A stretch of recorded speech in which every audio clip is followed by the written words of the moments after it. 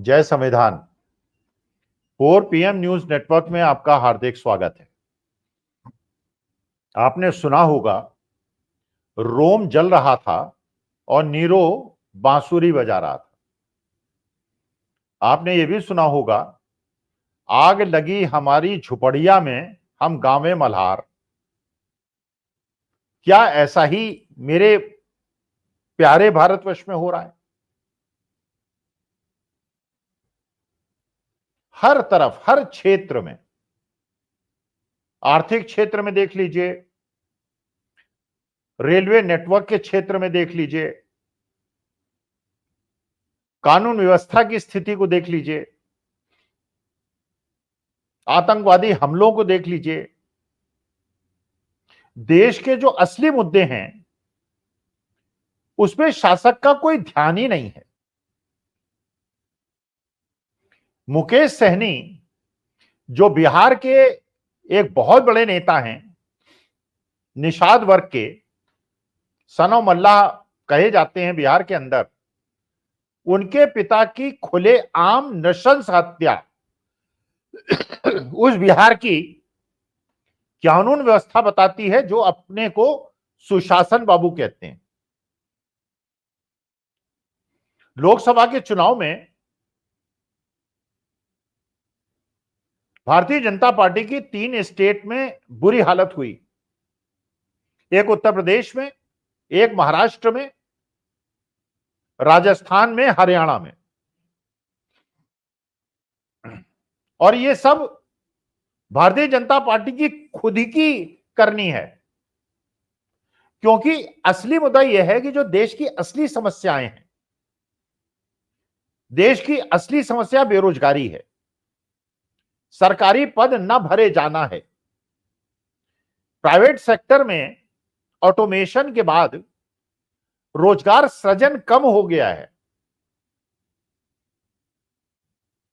किसानों की आमदनी घट गई है क्योंकि इनपुट कॉस्ट बढ़ गई है और सरकार एमएसपी की गारंटी देने को तैयार नहीं है।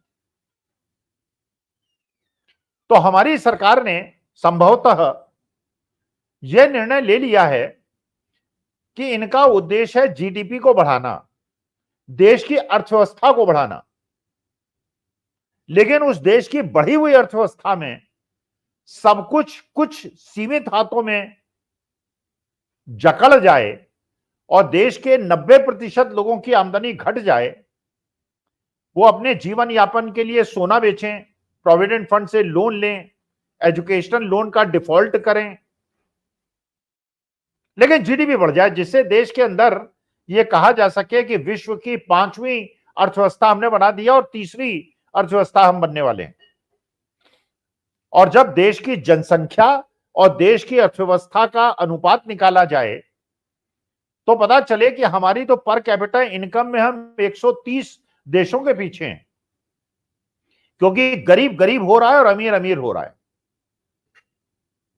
लेकिन शासक वर्ग और उसका तंत्र पूरे देश को यह मैसेज देने के लिए उतारू बैठा है कि जैसे देश की अर्थव्यवस्था को सुधरने का मतलब अमीरों का अमीर होना है और गरीबों का गरीब होना है। 5,000 करोड़ की शादी हो जाए और दूसरी जगह अस्पताल न ले जा पाए बेटा अपनी मां को, तो साइकिल पे ले जाए और उसकी लाश को भी साइकिल पे ले आए। इस प्रकार के भारतवर्ष का निर्माण मैंने नहीं सोचा था 75 साल के बाद होगा। लोकसभा चुनाव में जो भारतीय जनता पार्टी का हश्र हुआ, उसका मेरे हिसाब से मुख्य कारण यह था कि जो नारा दिया गया था कि इस बार 400 पार, और उसके बाद जो संसद का चुनाव लड़ रहे थे वो लोग ये कहने लगे कि 400 सीटें दे दीजिए, हम संविधान बदल देंगे। और बाद में क्लैरिफिकेशन भी देने लगे कि नहीं साहब, संविधान नहीं बदलेंगे, संविधान तो इंदिरा जी ने बदला था, नेहरू जी ने बदला था, बाकी लोगों ने बदला था, हमने कहां संविधान में संशोधन किया। लेकिन जो बात की वजह से भारतीय जनता पार्टी हारी, उसी को तो सामने ले आया। उत्तर प्रदेश के अंदर जो मुजफ्फरनगर के लिए पहले एक आदेश पारित हुआ जिला प्रशासन द्वारा, जिसमें हर दुकान के बाहर बोर्ड में अपना नाम लिखना होगा, जिससे कांवड़ यात्री ये समझ सकें कौन हिंदू है, कौन मुसलमान है, कौन सिख है, कौन ईसाई है, कौन समण है, कौन ठाकुर है, कौन राजपूत है, कौन दलित है, कौन ओबीसी है। माने छूत अछूत की भावना, वर्ण व्यवस्था और मनुवाद, जो आरोप लगा था भारतीय जनता पार्टी में कि आप देश की 85% जनसंख्या, जो कि या तो अल्पसंख्यक है या दलित है या ओबीसी है, उसको आप सुविधाओं से वंचित करना चाहते हैं और पूरे देश की व्यवस्था 15% लोगों के हाथ में सौंप देना चाहते हैं। तो ये जो आदेश है ये संविधान विरुद्ध है। लेकिन आखिर ये योगी जी ने उत्तर प्रदेश में करवाया क्यों? जहां तक मुझे समझ में आता है, योगी जी का ये कराने का मुख्य उद्देश्य ये था कि योगी जी को ये बात तो खबर मिल चुकी है कि अमित शाह जी उत्तर प्रदेश के अंदर मुख्यमंत्री बदलना चाहते हैं। तभी जब मीटिंग बुलाते हैं तो दोनों मुख्यमंत्री उसमें नहीं आते हैं, तलवारें खिंच गई हैं। और योगी जी भी राजनीतिज्ञ हैं, तो उनके पक्ष के लोगों ने भी स्टेटमेंट देने शुरू कर दिए। और जो अमित शाह गुट के लोग हैं, अनुप्रिया पटेल ने कहा कि उत्तर प्रदेश के अंदर तो नॉट फाउंड सुटेबल एनएफएस का फॉर्मूला है, यहां कोई पीडीए वेडीए का फॉर्मूला नहीं है। माने बैकवर्ड लोगों को ये नॉन फाउंड सुटेबल करके रिजेक्ट कर देते हैं और सवर्णों को बिठा देते हैं। इसका मतलब उन्होंने सीधा आरोप योगी जी पे लगाया। संजय निषाद ने आरोप लगाया कि जब बुलडोजर चलाएंगे तो वोट कैसे मिलेंगे। यही बात तो हम लोग कह रहे थे। सरकार का काम है कानून व्यवस्था और कानून और संविधान के अनुसार काम करना। जस्ट बिकॉज कोई आपसे सहमत नहीं है, आपको वोट नहीं देता, आपके बुलडोजर जाएंगे और उसका घर तोड़ देंगे, बिना नोटिस के तोड़ देंगे।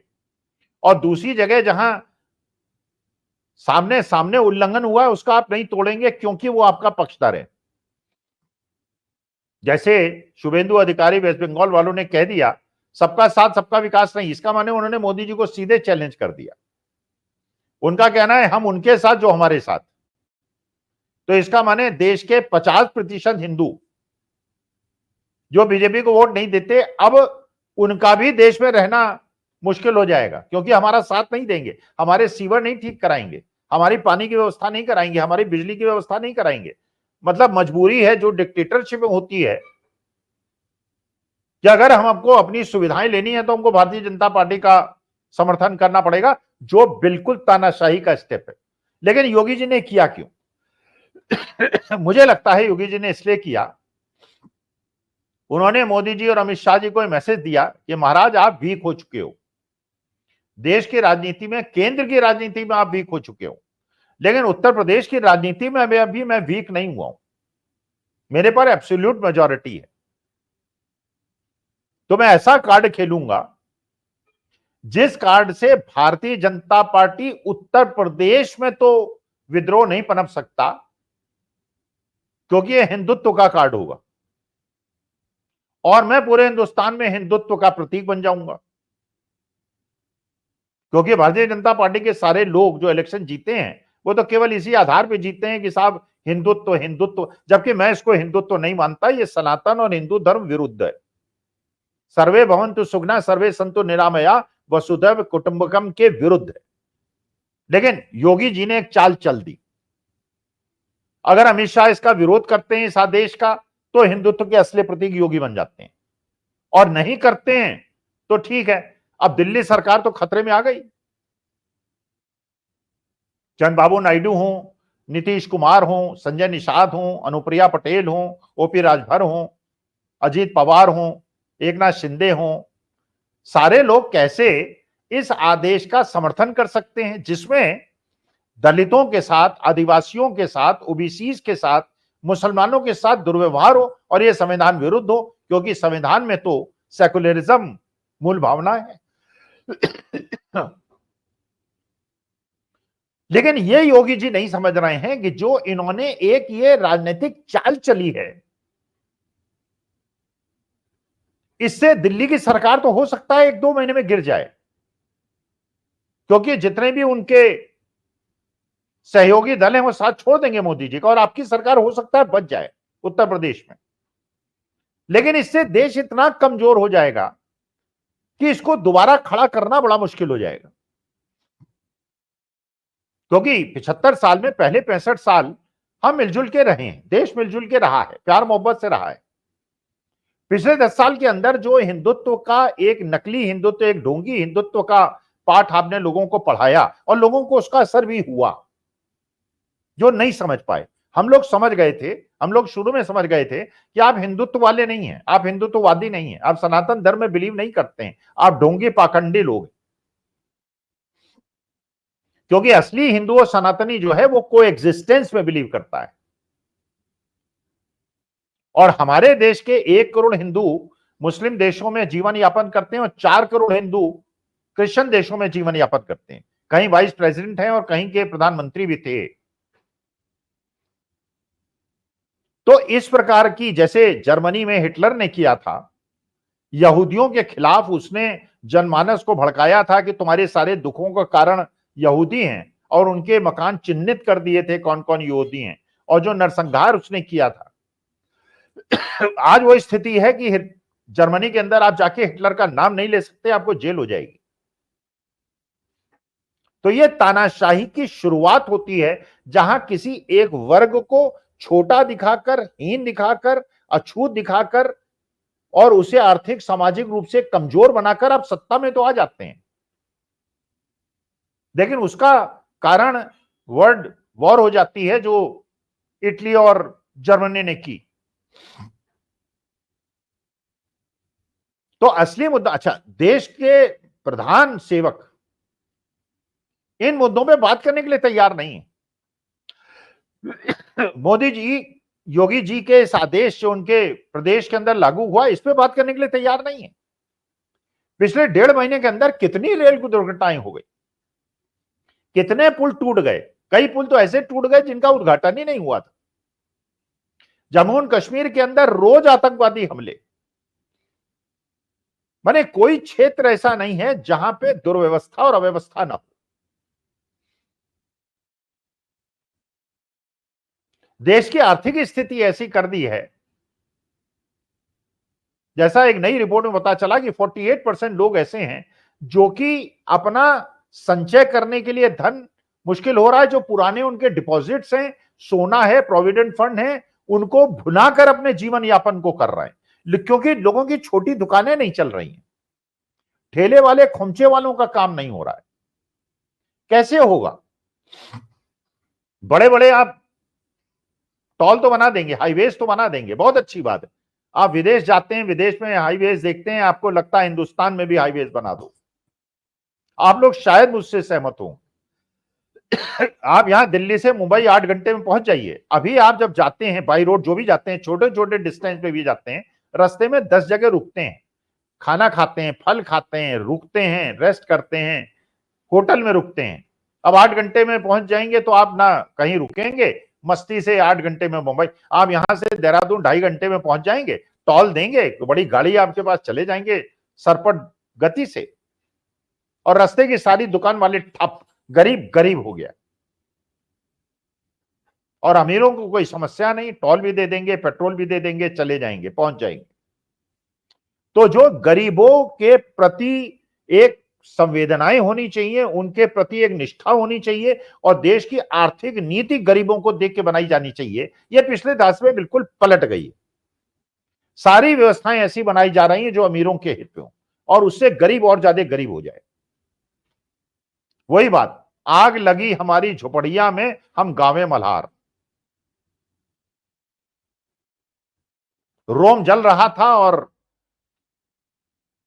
नीरो बांसुरी बजा रहा था। कहीं विदेश घूमने चले जाएंगे, बड़े पूंजीपतियों की शादी में चले जाएंगे, पैर छुएंगे, पैर छुआएंगे, और जो देश का गरीब और मध्यम वर्ग है उसके बारे में बात नहीं करेंगे। और योगी जी ने अपना चाल चल दी है। मोहन भागवत जी अपना कह रहे हैं कि ये लोगों को सुपरमैन हीमैन बनने का बड़ा शौक होता है, वो इनडायरेक्टली भी कह रहे हैं। पर हर प्रदेश के अंदर विद्रोह पनप रहा है जिसकी अपेक्षा की जा रही थी, और योगी जी ने तो आग लगा दी है।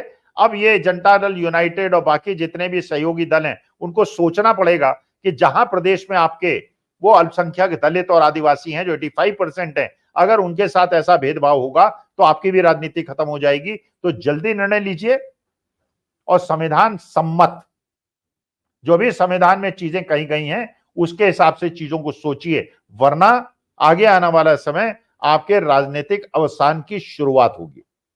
नमस्कार, प्रणाम और धन्यवाद।